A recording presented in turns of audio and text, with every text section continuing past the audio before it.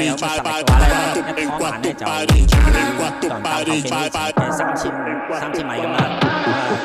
台灣嘅中華台北隊啦，假設快咧就一路快放，所以一定要拉開大嘅自己嘅工作啦，好就今次我哋到800米咧就男子組嘅初賽，甲組咧開子組啊1分4都可以完成，但係你已經跑54。當你有實力嘅，你係1分56嘅選手，其實咧障礙賽而家開始啦，就已經過咗其實你唔可以好似長跑咁跟得好貼嘅，因為你過欄啊嘛，你落欄翻嚟咧，如果你跟到好似一個咧，你落欄咁慢啦，你落翻嚟慢咧，完全影響你落地嘅，完全影響你嘅節奏，甚至有危險添。所以你如果有實力嘅，即係好似咁啊，真係超過自己揀過，所謂過欄最適合嘅水欄，佢的係哇嚇，都相當之唔錯啊！你見到佢落水嘅位置咧，比起人度。個水深係一路斜咁出就唔似，咁所以佢明顯多完個欄就多咗幾個身位㗎啦。係啊，日本嘅運動員今次嘅賽事就都係採取大放嘅戰術嘅，唔會話為咗爭名次咧就大家鬥慢嘅準備，但佢哋都知道咧就自己嘅長跑選手就係有力做過呢方面，就會引致中東嘅選手咧，中亞洲嘅選手佢哋個後勁咧過出嚟，第一鬥慢之下鬥衝咧就會蝕底嘅，所以一定係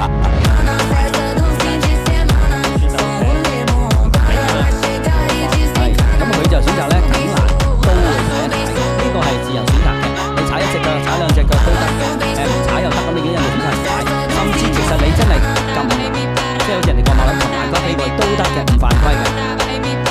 睇翻印度嘅選手咧就佢唔係呢個我哋叫唔係呢個慢線嘅，佢呢個 PB 爭1分鐘㗎嘛，佢係11分10，有位11分05嘅喎，而好多位選手人哋係10分幾嘅，尤其是長谷鈴咧。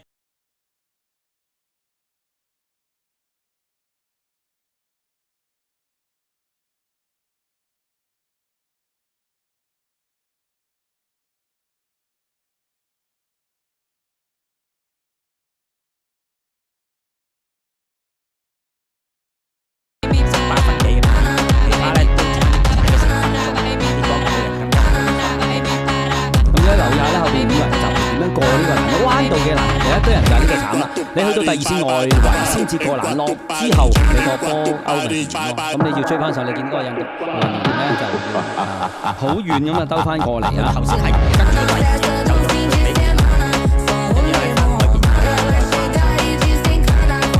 伊朗嗰個啦，另一大團隊佢就好惡再踢。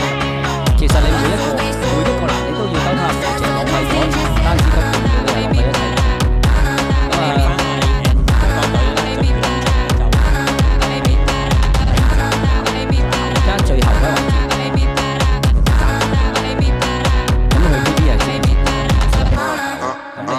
田谷嚟都爭成5分咁多，我哋嗰陣時咧叫青年紀錄嘅啫，就早期咧我哋分咁多嘅年紀嘅，就一個叫青年紀錄嘅佢咁啊，就係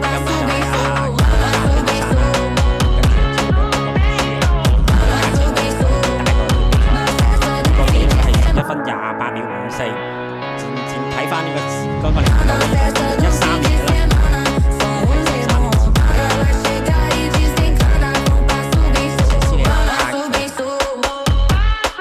田谷鈴就好輕鬆嚟㗎嚇，越放越油嘅，好輕鬆就自己走自己啦。咁後面嗰個第二就爭好緊嘅5個人嘅主集團啊，即係唔計帶出田谷鈴嘅呢個主集團咧，就係爭一個3塊嘅獎牌咧，就爭得好緊。咁去到每一個欄嘅關鍵咧，尤其水欄可以留意下陣間。其實咧，我哋會習慣咧呢一個木欄之後，我會搶上呢個木欄先，因為你一係好短就已經要轉彎啦。咁如果你呢度唔係搶上先咧，跟住你係冇空間俾你爬頭搶咗上去上水欄先嘅。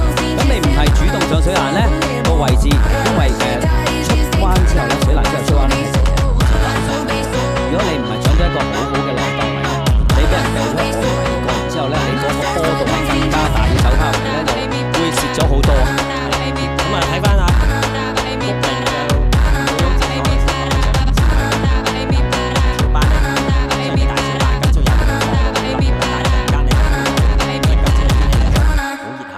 我以為我哋朋友楊明高。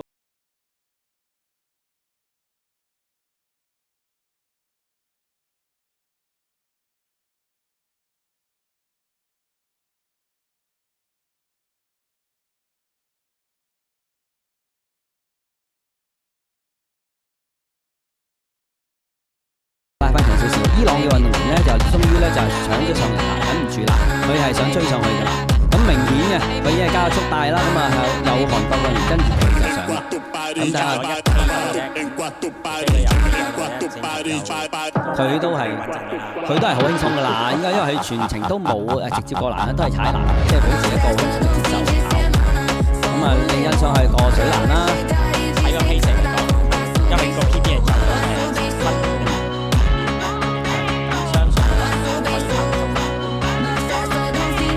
伊朗運動員真係過水欄嘅技巧咧，就相對同埋佢比較冇好細緻考慮咧自己走嘅線位。佢好多時咧過水欄喺外檔啦，同埋翻嚟呢個終點之後嗰第一個門，佢都係喺第二線嗰度過，其實不斷係自己蝕緊嘅。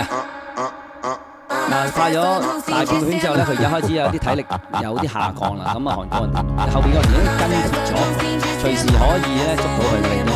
咁啊，開頭跟住喺第二位嘅印度選手咧已經乾乾地咯喎，啊2、3都跟唔到噶咯喎。係啦，咁啊第二位就伊朗選手啊，同埋烏茲別克嘅選手咧就分別2、3名嘅，咁個距離都好遠大嘅，仲有600米嘅，真係除非又發生到今朝咁樣，今朝嘅情況就唔同，因為好曬，咁啊突然間打飽地咧就金牌冇贏㗎啦，我覺得，即係佢即管追下啦。咁而家個銀牌係爭得好緊要，仲有600米嘅啫，叮㗎啦。睇下而家伊朗運動員咧，佢係佔先機，應該上水欄先。睇下會唔會好似之前咁啊？你上先，但係都係走外檔，跟住又 cut 翻入嚟。其實我哋都會盡量咧貼翻內欄去過水欄，跟住咧就轉呢個彎上啲去。係啦，佢都中意走到最外個，唔明點解每一次都咁啊好轉啲啦。佢可能個弧度好轉啲，但係你有人同你拍住鬥咧，人哋一接你個內欄就食住你位，咁你轉個彎就唔係好轉嘅，係更加難轉嘅。所以一定要守住個內線，又唔可以企到最埋喎。因為有點解頭先講有啲咩蠱惑咧？喺障礙賽就係佢同你一齊上，佢跳喺你前面，佢跳喺你前面落咧，你可以做咩？你冇嘢可以做啊！你只有等佢翻步離開個水池咧，先至跳到落去。你一係唔會做得出踩落去背脊噶嘛。咁呢啲係一啲係三千障礙嘅蠱惑招。係啦，尾圈啦，睇伊朗選手係咪嘗試追日本嘅田谷寧？田谷寧咧暫時都 keep 到個速度嘅。順帶可以啦。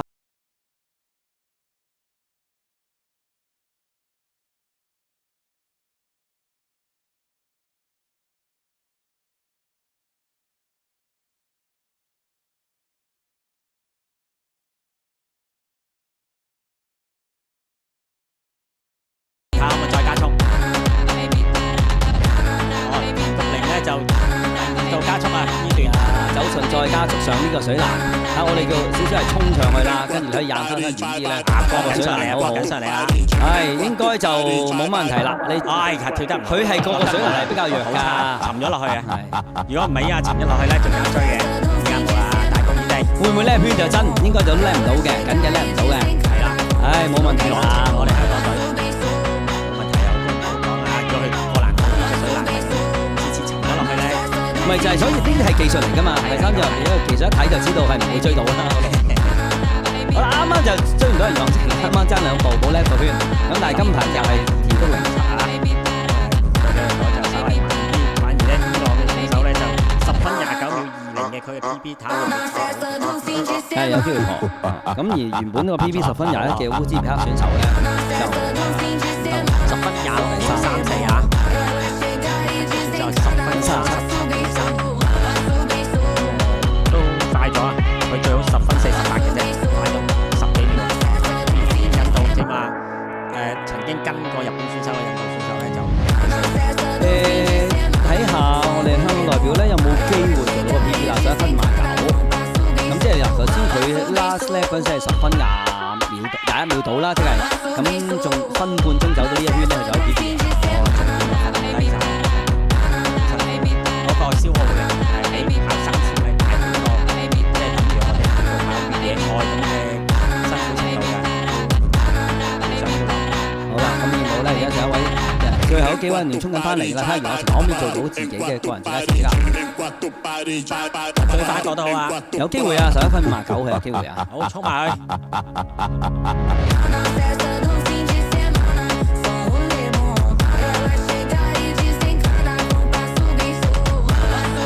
好，全部選手順利完晒呢個3000米嘅障礙賽，好辛苦啊！你一個攤踩度啊，真係一啲都唔容易啊！